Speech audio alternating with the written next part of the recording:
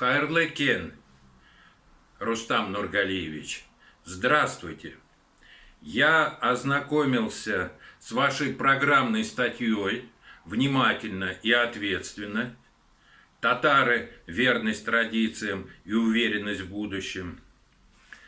И как специалиста в сфере стратегического планирования меня заинтересовали некоторые сюжеты, которым вы уделяете достаточно большое в статье место и серьезное внимание. В своей программной статье говорите о необходимости разработки стратегии развития татарского народа. И вы абсолютно правы. Без этого татарский народ развиваться не может, без такого документа.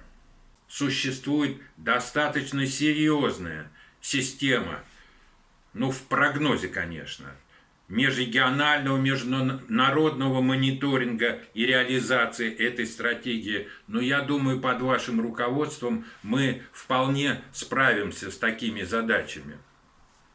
Я полагаю, что мы совместными усилиями такие документы в состоянии разработать.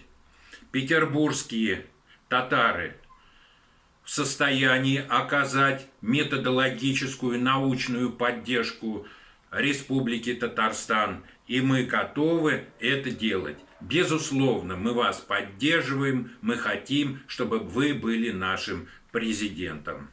Спасибо вам за все и спасибо за внимание.